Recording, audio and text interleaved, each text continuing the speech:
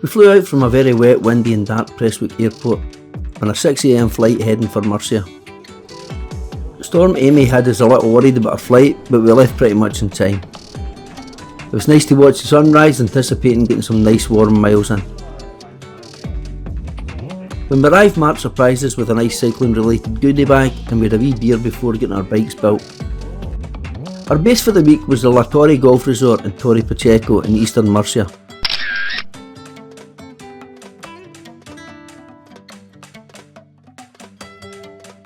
Having reassembled the bikes, we set off on a short ride to check them over.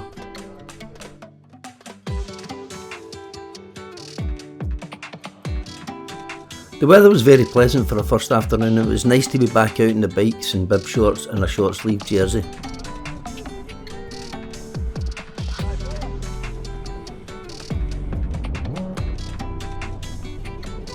We had to skirt a closed road for some Spanish marching bands as we headed southeast to the coastal town of Los Alcázares.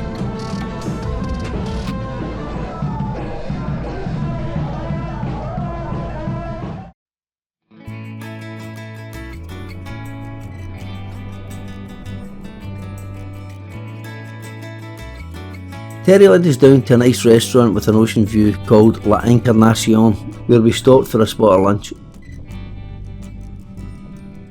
This is a beautiful old courtyard which was used to film one of the scenes in the Bourne Ultimatum film.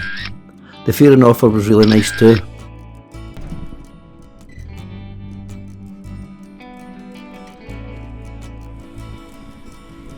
Shortly after leaving Los Alcázares, Terry had a tyre pressure issue. His tyres were super tight to get off and back on again, and unfortunately we had to have 2 different goes at fixing it, as it only stayed inflated for a mile or so. This was our out and back for day 1, which amounted to 27 miles with a very modest 300 feet of climbing. We rounded off the day with an excellent Greek meal, a couple of pints and a few games of pool.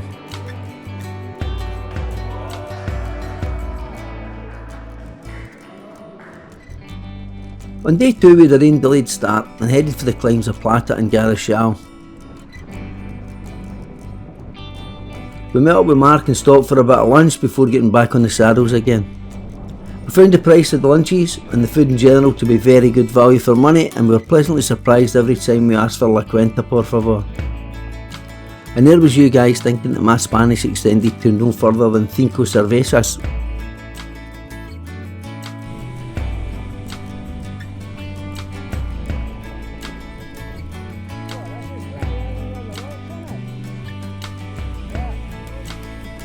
There were some interesting layered looking hills here, and I'm not really sure if it was quarrying operations or to prevent erosion. Whatever it was aesthetically very pleasant.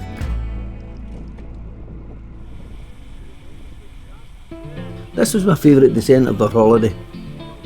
The descent off Garachal heading north lasts for around 9 miles, taking you through some fantastically pretty rock formations. The road surface is excellent, and I can't overstate how much I enjoyed this section.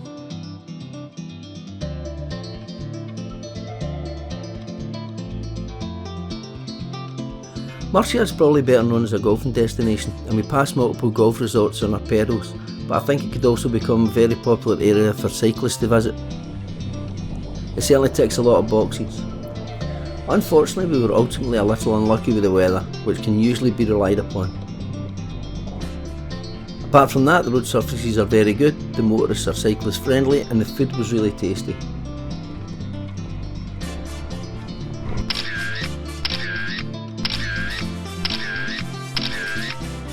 As we bottomed out off the Garachal descent, we pretty much started on our next climb, which was the Cabezo de la Plata. This is a 6-mile climb which gains 1,000 feet and has an average gradient of 3.2%, but there are around 4 wee sections where the road dips a bit, so those will be bringing that average down. That's impressive. Well, answer. Lovely, isn't it?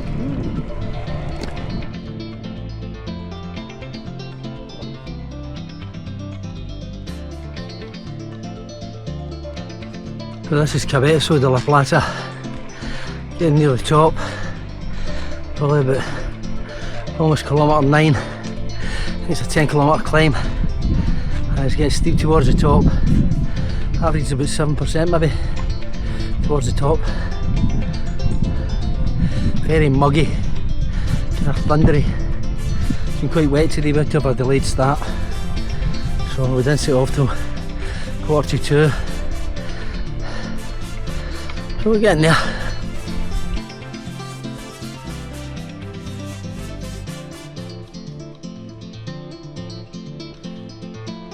We met an English couple on their way up the climb, Phil and Di, who were bikepacking in the area. Their bikes were pretty heavily laden with kit, so fair play to them. When we spoke to them at the top, they advised that they were planning to wild camp fairly close to the summit, and were looking forward to a nice peaceful night with a couple of glasses of red wine and a brandy or two.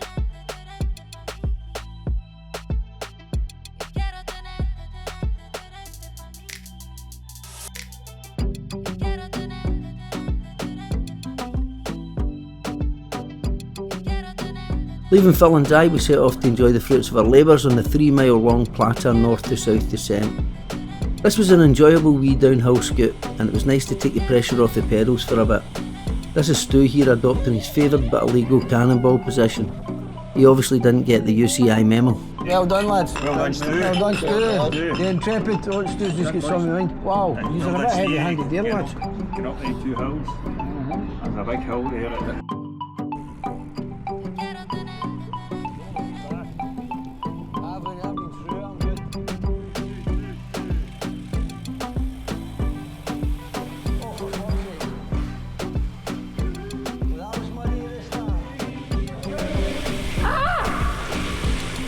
As I said, our route for day 2 took in 2 major climbs, firstly Garachal, then of Cabezo de la Plata, and the ride by the numbers would total 43 miles with 2,000 feet of climbing. Well done, gentlemen. Well done. Well done. Well done. We woke to a nice sunny third day and were able to set off relatively early for a change. Our plan was to head south for a slightly longer day. We would initially head east towards the coast, then south towards La Manga, before turning west to Cartagena and ultimately north back to Torre Pacheco.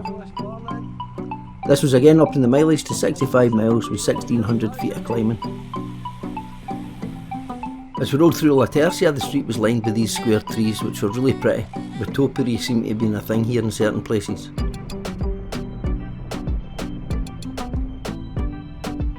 For 4 or 5 miles here the road skirts the Mar Menor as it heads south towards La Manga.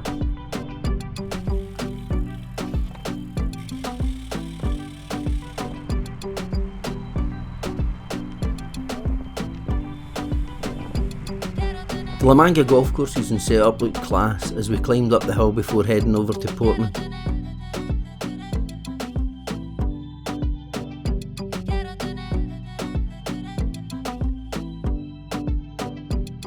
Must be ladies' day.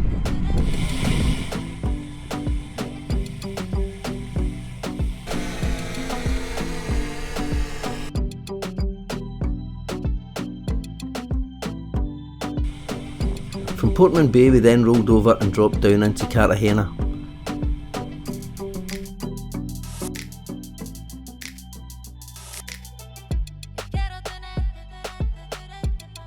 The Portman climb was our toughest of the day, which came around halfway at the 30-mile mark. It stretches for 3 miles with an average gradient of 3.9% and a maximum of 12%. I'd put the drone up to do some filming, but I did end up catching Stevie P towards the top of the climb and we crested together.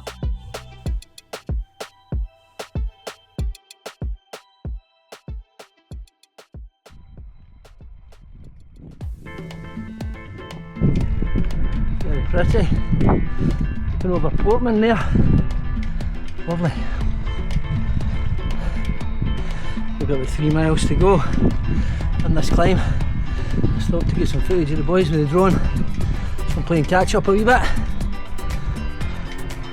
Lovely day today, really hot. About 83 I think. Hey the old Stevie P. 2k to go. As we dropped off the top of the climb, there were these pretty cool building ruins off to our left. I'm not sure how old they were, but they looked quite interesting.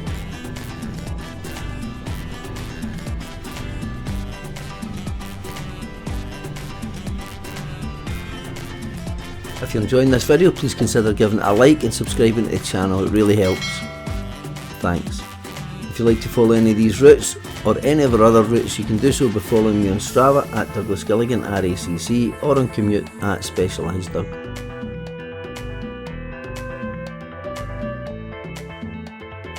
This was my first time in the city and it really is a beautiful place. We headed straight for the marina where there were some stunning big yachts in the harbour and some very interesting sculptures.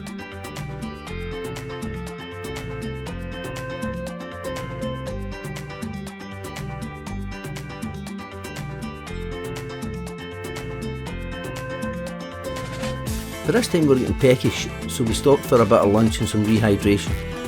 The lads went for the 2-course menu del dia and were absolutely stuffed by the time we threw our legs back over the top tubes.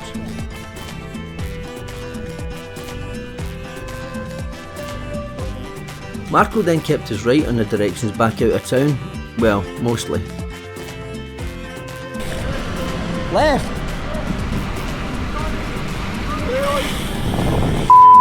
Big mark! Left, left, left, right! Jesus!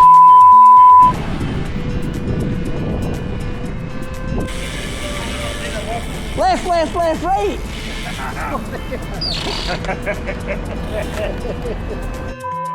Hell! I think I'll just follow you slowly.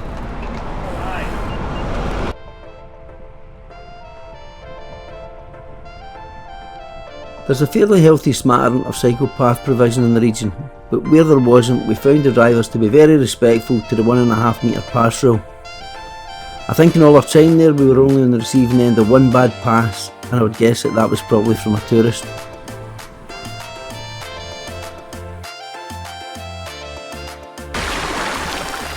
When we arrived back, we had a wee dip and sat in the pool for a bit, which was a nice way of soaking some tired leg muscles.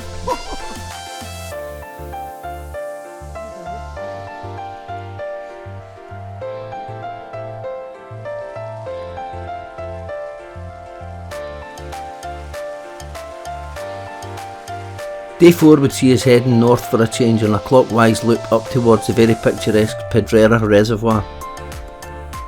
This was to be our longest and lumpiest day in the saddle of the week, covering 74 miles with 3,400 feet of climbing.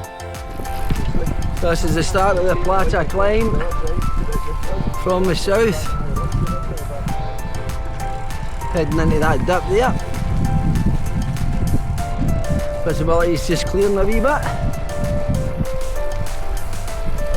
A wee bit muggy again. A wee bit humid, but the temperature's nice.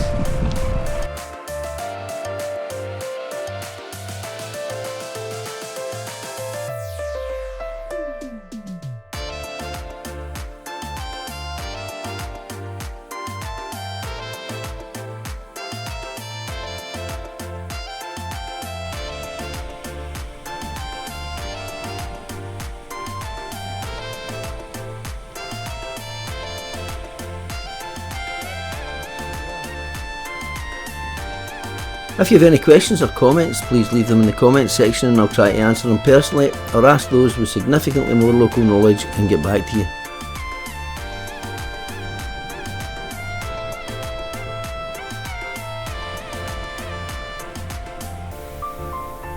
We stopped in at this wee cafe and had another very tasty and extremely reasonably priced lunch before setting off again towards the reservoir.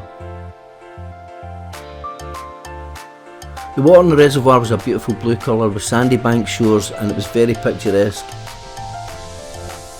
I left the lads taking pictures at the viewing point and set off to get the drone up.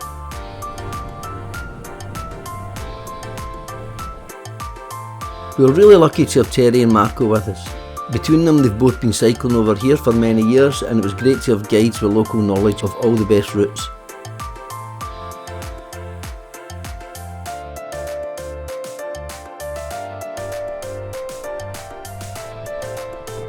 We then skirted the canal for a bit on the way towards San Miguel de Salinas before turning right and taking on the Rebate climbs. This was a bit of a surprise to the lads as Terry and Mark had advised that we had a fairly flat run home. News of the change of route was not met with uniform enthusiasm.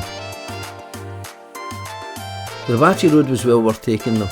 It reduced our mileage back, was very pretty and quiet and had a few nicely graded wee climbs with a similar number of enjoyable flowing descents.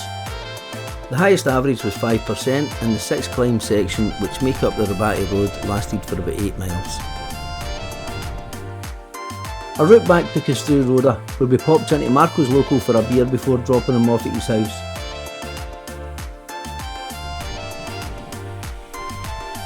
To make our way to La Torre, we had to then pass through Balsicas. The road in was blocked due to work being carried out on a railway line extension. Thankfully, as we were trying to work out a way around this, Stu went on a recce and found a route which, for us, will forever be known as Stu's Tunnel.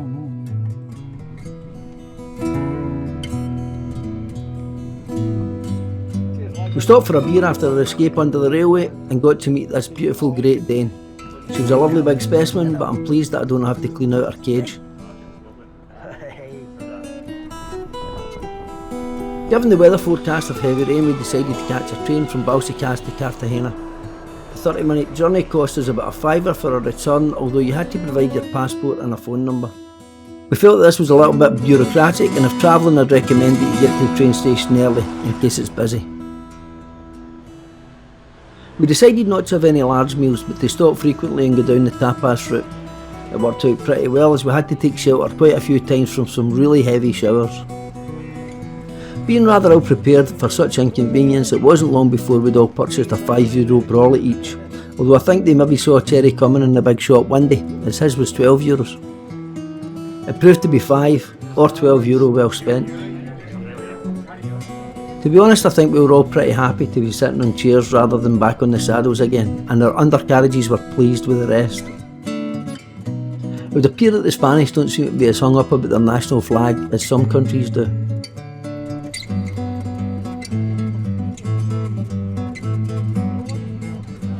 In addition to absorbing the culture of the area through the local produce, we also took in some of the history, and the excavated remains of this Roman theatre were seriously impressive. The Spanish architecture in the city really was a joy to behold, with some very ornate buildings to enjoy.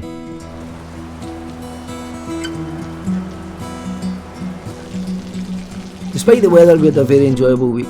Thanks to Terry and Marco for all their efforts in helping to make our week so enjoyable, and to Kimberly and Angela for allowing us to stay in their flat. It really is a beautiful place.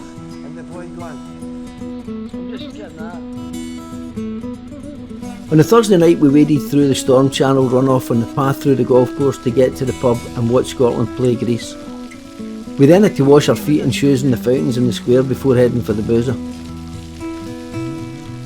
Because of the storm and the flooding, we were pretty much isolated and cut off from the resort centre.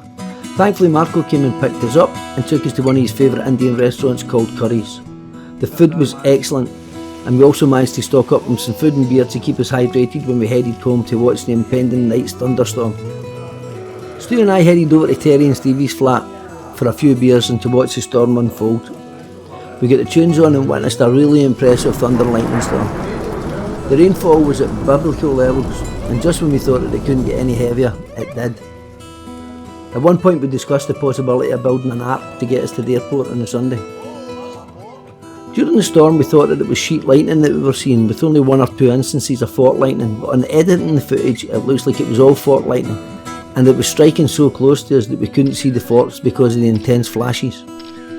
We had a great week. We're obviously a little unlucky with the weather, but the Murcia area is a great place to cycle, and one which I'd certainly like to revisit in the future. Whilst the lads all did really well over our 4 days cycling, I think a special mention should be afforded to Big Stevie. He hasn't been getting out on his bike much over the past year or so and did exceptionally well.